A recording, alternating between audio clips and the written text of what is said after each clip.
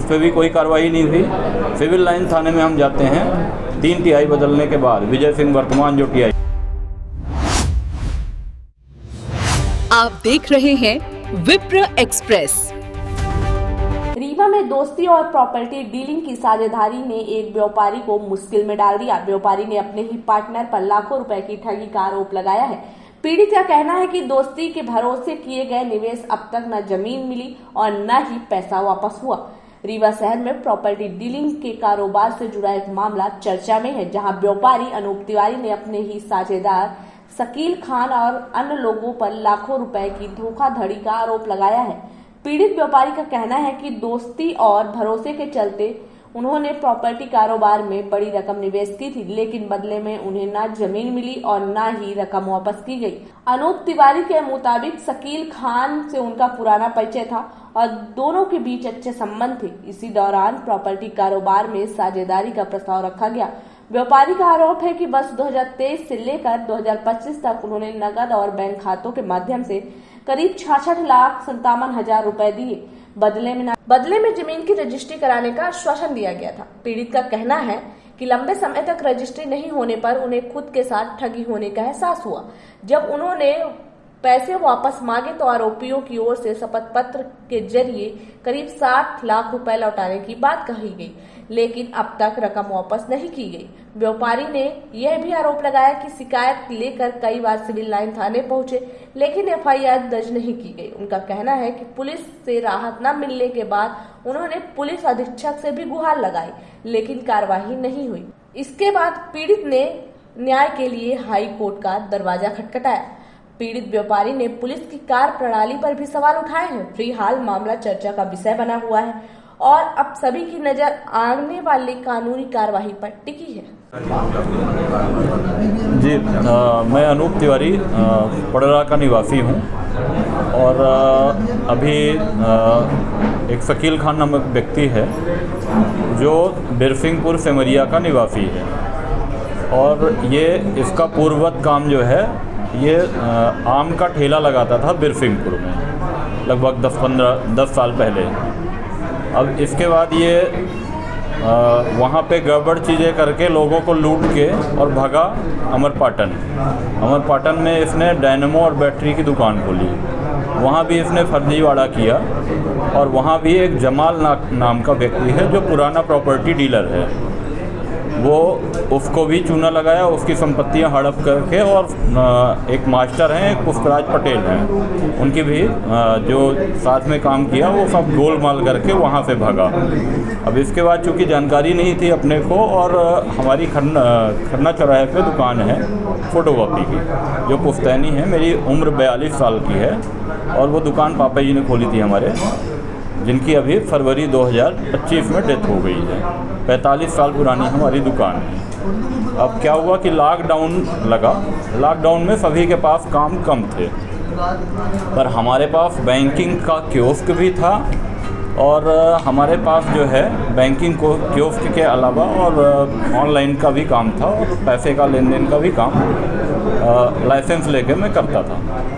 अब इसके बाद वहीं पे खन्ना चौराहे में लॉकडाउन लगा। खन्ना चौराहे में एक नज़ीर करके मिस्त्री हैं, क्योंकि लॉकडाउन में सभी के पास काम नहीं था और अधिकतम लोग बेरोजगार थे, तो शकील खान, नज़ीर खान जो अभी रिसेंटली में उनके समधी भी बन गए हैं, दत्तक पुत्र के उनके।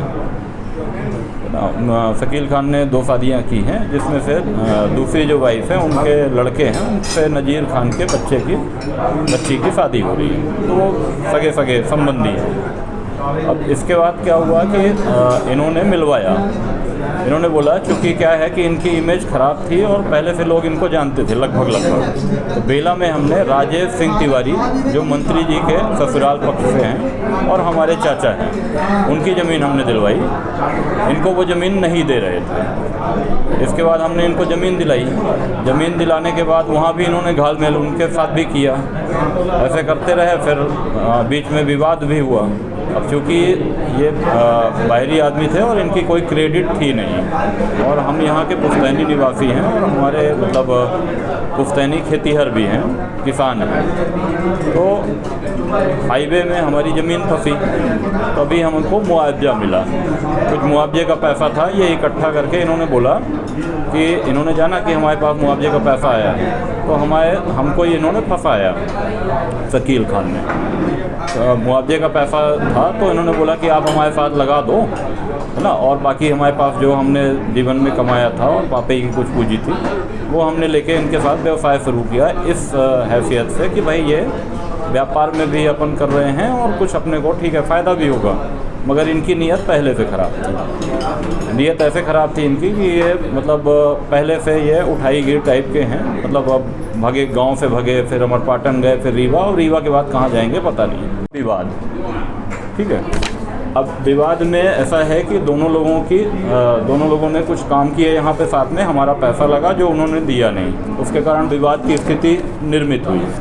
विवाद जब हुआ तो दोनों लोगों के मध्य एक समझौता हुआ कई लोगों की उपस्थिति में, ठीक। और इस बीच क्या हुआ कि हमको हार्ट अटैक हो गया, यही सब टेंशन लेके। ये हमारी जो इलाज चल रही है ये नागपुर में एलेक्सिस में चल रही है और ये केडी सिंह के यहाँ चल रहे हैं। तो ये 90% और 70% ब्लॉकेज है, जिसके ये हमारे मेडिकल डॉक्यूमेंट हैं, ये पूरे ये हो गए और ये हो गए पूरे, है ना। ये हमारे डॉक्यूमेंट हैं, आप देख भी सकते हैं। अब इसके बाद क्या है कि इन्होंने समझौता जब हुआ, समझौते का जब पालन नहीं किया तो आदमी, प्रजातंत्र में 4 स्तंभ हैं, न्यायपालिका, कार्यपालिका और प्रेस और आपका जुडिशरी जो है, ठीक है। तो अपन कहाँ जाएंगे? वहीं जाएंगे जब हमको न्याय मिलेगा, नहीं मिलेगा तो हम सिविल लाइन थाने गए, वहाँ हमारी कोई सुनवाई नहीं हुई। दिसंबर में 2 दिसंबर को गए, कोई सुनवाई नहीं हुई। फिर हम क्रमशः SP और IG और यहाँ एप्लीकेशन दिए, उस पर भी कोई कार्रवाई नहीं हुई। सिविल लाइन थाने में हम जाते हैं, 3 TI बदलने के बाद विजय सिंह वर्तमान जो TI हैं, उनसे हम बोले सर हम क्या करें, परेशान हैं, हम हार्ट अटैक के मरीज़ हैं, बार बार भटक नहीं सकते।